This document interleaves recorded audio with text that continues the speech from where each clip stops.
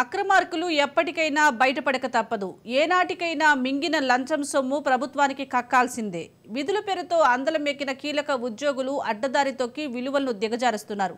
అందుకు ఉదాహరణే హెచ్ఎండిఏ మాజీ డైరెక్టర్ శివబాలకృష్ణ ఉదంతం. హెచ్ఎండిఏ మాజీ డైరెక్టర్ శివబాలకృష్ణ కేసులో ఏసీబీ అధికారులు తవ్వే కొద్దీ అక్రమాలు బయటపడుతున్నాయి. వందల కోట్ల ఆస్తులు అక్రమంగా సంపాదించినట్లు ఏసీబీ గుర్తించింది. 8 రోజుల కస్టడీలో సంచలన విషయాలు వెలుగులోకి వచ్చాయి. సత్యనారాయణ, భరత్ అనే ఇద్దరు శివబాలకృష్ణకు బినామీలుగా వ్యవహరిస్తున్నట్లు అధికారులు గుర్తించారు. ఈ వ్యవహారంలో బినామీలను ఏసీబీ అధికారులు విచారించారు. వారి పేర్లతోనే విలువైన భూములు, స్థలాలు ఉన్నట్లు అనుమానిస్తున్నారు. మరోసారి సత్యనారాయణ, భరత్లను విచారించాలని నిర్ణయించారు. కస్టడీ సమయంలో శివబాలకృష్ణ సరైన సమాధానాలు చెప్పకపోవడంతో మరింత లోతుగా బినామీలను ప్రశ్నించేందుకు ఏసీబీ రెడీ అయింది. ఈ కేసులో శివబాలకృష్ణ అనుచరులు, బినామీలు, కుటుంబ సభ్యులను కూడా ఏసీబీ విచారించనుంది. 8 రోజుల కస్టడీలో శివబాలకృష్ణ ఓ సీనియర్ ఐఏఎస్ అధికారి పేరును అవినీతి నిరోధక శాఖ అధికారులకు చెప్పడం సంచలనం రేకెత్తిస్తోంది. ఆ అధికారి ఆదేశాల ప్రకారమే వివాదాస్పద భూములకు అనుమతులు జారీ చేసినట్లు తేలింది. అనుమతుల ద్వారా కోట్ల రూపాయలను శివబాలకృష్ణ అక్రమంగా సంపాదించినట్లు ఏసీబీ గుర్తించింది. పలు వివాదాస్పద భూములకు అనుమతులు ఇప్పించినందుకు ఐఏఎస్కు భారీగా లబ్ధి చేకూరిందని శివబాలకృష్ణ వెల్లడించడంతో కేసు మలుపు తిరిగినట్లుగా మారింది. వాటిల్లో తనకు వాటాలు ముట్టినట్లు అంగీకరించాడు. ఐఏఎస్ అధికారి ఆదేశాల మేరకు అనుమతులిచ్చిన ప్రాజెక్టుల వివరాలను, ఆ సమయంలో అందిన డబ్బులతో కొనుగోలు చేసిన భూముల వివరాలను శివబాలకృష్ణ ఏసీబీకి చెప్పినట్లు తెలుస్తోంది. కూపీలాగిన ఏసీబీకి బినామీ బాగోతాలు క్యూ కడుతున్నాయి. బంధుమిత్రులు మాత్రమే కాదు, శివబాలకృష్ణ బినామీల జాబితాలో బంట్రోతు, కారు డ్రైవర్ పేర్లు తెరపైకి వచ్చాయి. అటెండర్ హబీబ్, కారు డ్రైవర్ గోపీల పేరిట భారీగా ఆస్తులు కూడబెట్టినట్లు గుర్తించారు ఏసీబీ అధికారులు. లంచం వ్యవహారాల్లో హబీబ్, గోపీలది కీలక పాత్ర అని దర్యాప్తులో తేలింది. డ్రైవర్ గోపీకి Siva Balakrishna Honda City car gift ఇచ్చారనే ముచ్చట కూడా తెరపైకి వచ్చింది. యాదాద్రి జిల్లాలో 57 ఎకరాల భూమి శివబాలకృష్ణ బినామీల పేరుతో కొనుగోలు చేసినట్లుగా గుర్తించారు.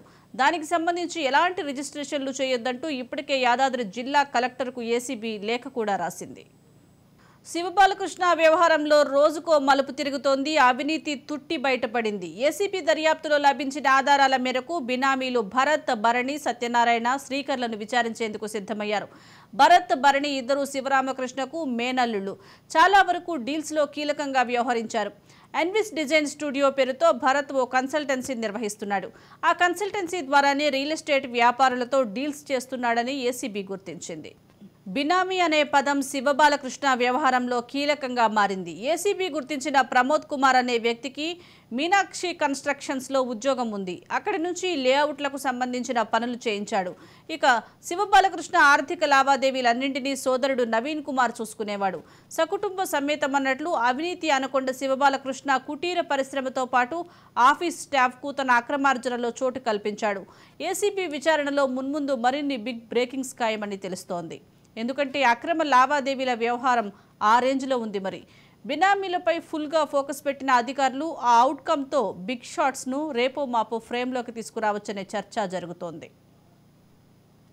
శివబాలకృష్ణ సమాచారంతో రంగంలోకి దిగిన ఏసీబీ ఐఏఎస్ అధికారి ఎవరి పేరుతో స్థిరాస్తులను రిజిస్ట్రేషన్ చేయించారు, ఆ భూములు ఎక్కడ ఉన్నాయి, వాటి విలువ ఎంత అన్న వివరాలపై పూర్తి సమాచారం రాబట్టినట్లు తెలుస్తోంది.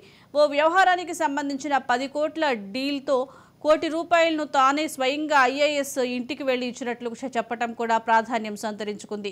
సీనియర్ ఐఏఎస్ అధికారితో తరచూ వాట్సాప్లో మాట్లాడేవాడని ఏసీబీ విచారణలో తేలింది.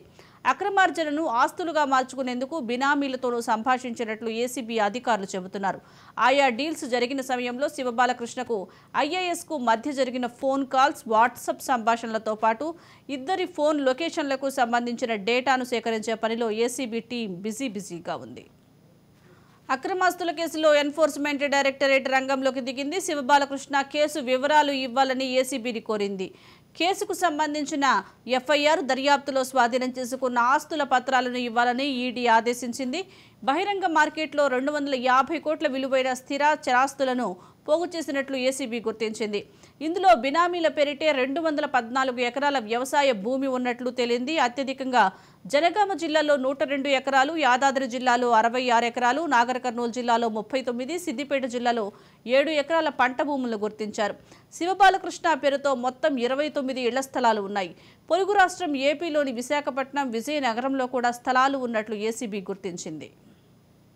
దీనికి సంబంధించి మా క్రైమ్ బ్యూరో చీఫ్ ఇన్నారెడ్డి అందిస్తారు. ఇన్నారెడ్డి, చెప్పండి. హెచ్ఎండిఏ మాజీ డైరెక్టర్ శివబాలకృష్ణ కేసులో తవ్వే కొద్దీ ఇంకా వెలుగు చూస్తూనే ఉన్నాయి. ఇప్పటికే ఉద్యోగుల దగ్గర నుంచి బినామీలు ఎంతో మంది బంధువులతో సహా ఎంతో మంది వెలుగులోకి వస్తున్నారు. దీనికి సంబంధించి అప్డేట్స్ ఏంటి?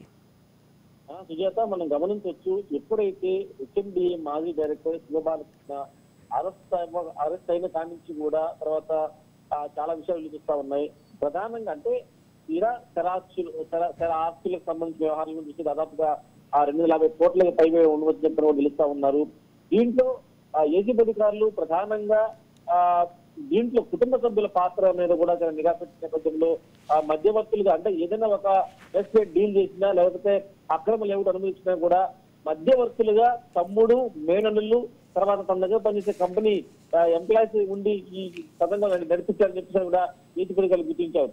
దీంట్లో మనం గమనించే చేత అంటే ఒక కన్సల్టెన్సీ ఒకటి పెట్టి అలాగనే ఒక డిజైనింగ్ స్టూడియో ఒకటి పెట్టి ఏదైనా సరే ఒక అక్రమ లేఅవుట్ సంబంధించిన లేఅవుట్ పర్మిషన్ ఇవ్వాలంటే వాళ్ళు ఇచ్చే డబ్బులను ఇచ్చే లంచాన్ని కూడా ఒక కన్సల్టెన్సీ రూపంలో ఒక ఆఫీస్ ఓపెన్ చేసి ఆ ఆఫీస్ ద్వారానే ఈ డబ్బులు భారీ ఎత్తున వీళ్ళు ట్రాన్స్ఫర్ చేసుకున్నారు. అంటే ఒకవేళ కనుక బయటపడితే ఇది లీగల్ గా నేను కన్సల్టెన్సీ బిజినెస్ చేస్తున్నారు, ఆ బిజినెస్ ద్వారానే ఈ తిరుగుబాటు అంటే ఏ రిలేటెడ్ వ్యాపారులతో అయితే అక్రమ లేఅవుట్ అనుమతించారో వాళ్ళ నుంచి వచ్చిన డబ్బులు కూడా కన్సల్టెన్సీ ద్వారా డబ్బులను గ్యాదర్ చేస్తుంది. కాబట్టి అంటే బ్లాక్ మనీ కూడా వైట్ మనీగా మార్చుకొని లంచాన్ని కూడా స్టైల్ గా అంటే తీసుకున్న లంచాన్ని కూడా లీగలైజ్ లంచంగా చాలా పగడ్బందీగా ప్లాన్ చేసినట్టు కూడా ఏసీబీ అధికారులు గుర్తించారు. దీంట్లో కుటుంబ సభ్యుల పాత్ర చాలా ఎక్కువగా ఉంది.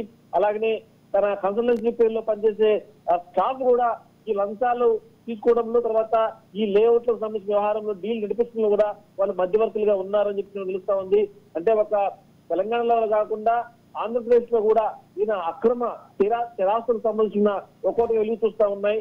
మొత్తం మీద కుటుంబ సభ్యులు తర్వాత ఆయన కన్సల్టెన్సీ చాలా కీలకంగా వ్యవహరించి ఈ లంచాలను తీసుకోవడం తర్వాత ఆ తీసుకున్న లంచాలను బినామీ పేరులో ట్రాన్స్ఫర్ చేయడం అంటే ఒక కన్సల్టెన్సీ ద్వారా వచ్చిన డబ్బులను డైరెక్ట్ గా శివబాలకృష్ణ పేరు మీద శివబాలకృష్ణ ఫ్యామిలీ పేరు మీద కాకుండా కొంతమంది బినామీలు పెట్టుకొని పేరు మీద ట్రాన్స్ఫర్ చేసిన ఘనత కూడా శివబాలకృష్ణ మొత్తం మీద చాలా తెలివిగా ఈయన చేసినప్పటికీ కూడా ఏసీబీ అధికారులు ఏ ఒక్కరిని వదిలిపెట్టడం లేదు. ప్రస్తుతం అయితే మాత్రం బినామీల మీద ఫోకస్ చేశారు. ఇదే కాకుండా రియల్ ఎస్టేట్ కంపెనీల మీద కూడా ఎవరెవరికి అనుమతులు ఇచ్చారు, అక్రమ లేఅవుట్లకు ఎంతెంత డబ్బులు వాళ్ళు వీళ్ళకి ఇవ్వడం జరిగింది దాని మీద కాకుండా దీంట్లో ప్రధానంగా వెనకుండి నడిపించిన రాజకీయ నాయకులే కాకుండా దీంట్లో ఒక ఐఏఎస్ పాత్ర కూడా ఉంది. ఆయన కీలకంగా వ్యవహరించి కొన్ని అక్రమ లేఅవుట్లకు అనుమతులు ఇచ్చేలాగా ఆయన ప్రోద్బలం చేశాడు అని చెప్పి కూడా కొన్ని నేపథ్యంలో మరి ఐఏఎస్ పాత్ర మీద కూడా ఇప్పటికే ప్రభుత్వానికి లేఖ రాశారు. ఖచ్చితంగా మన 2 రోజుల్లో ఇంకా చాలా కీలకమైన విషయాలు బయటకు వచ్చే అవకాశం కనిపిస్తా ఉంది. సుజాత, ఇన్నారెడ్డి, ఇప్పటికే చూస్తున్నాం శివబాలకృష్ణ కేసులో వందల ఎకరాల భూములు, కోట్ల ఆస్తులు బయటపడుతున్నాయి. ఇలాంటి అధికారులు ఇంకా ఎవరెవరు ఉన్నారు అనే కోణంలో పోలీసులు దర్యాప్తు చేసే అవకాశం ఏమైనా ఉందంటారా ఏసీబీ? సుజాత, ప్రధానంగా శివబాలకృష్ణ యొక్క అవినీతి భాగవతంలో అంటే ఏదైనా ఒక అక్రమ లేఅవుట్కు పర్మిషన్ ఇవ్వాలన్నా లేదా అక్రమాలకు పాల్పడాలన్నా ఒక శివబాలకృష్ణతో మాత్రమే పని కాదు.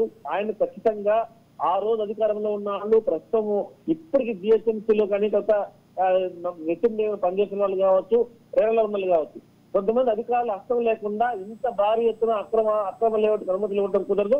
అలాగనే అక్రమార్జన కూడా కుదరదు. కాబట్టి ఈయన సహకరించిన అధికారులు ఇంకా ఉన్నారు. కాబట్టి వాళ్ళు ఇతనికి ఏ రకంగా సహకరించారు, ఎంత మేరకు వీళ్ళు అంటే ఈ శివబాలకృష్ణ తీసుకున్న లంచాన్ని పోను వాళ్ళు కూడా అనిపిస్తున్నారు. దాని మీద కూడా చాలా మంది దాదాపుగా ఒక 5 అధికారులను గుర్తించారు. 5 అధికారులకు సంబంధించిన అకౌంట్ తర్వాత వాళ్ళకి సంబంధించిన వ్యవహారం మీద కూడా ఫోకస్ పెట్టారు. ఖచ్చితంగా మరికొద్ది రోజుల్లో వాళ్ళ గురించి కూడా పూర్తి స్థాయి వచ్చే అవకాశం కనిపిస్తా ఉంది. రేరలు కావచ్చు, జిహెచ్ఎంసీలు కావచ్చు, వీళ్ళ పాత్ర చాలా కీలకంగా ఉందన్న విషయాన్ని కూడా ఇప్పటికే ఏసీబీ గుర్తించింది. Sujatha, right, thank you Inna Reddy.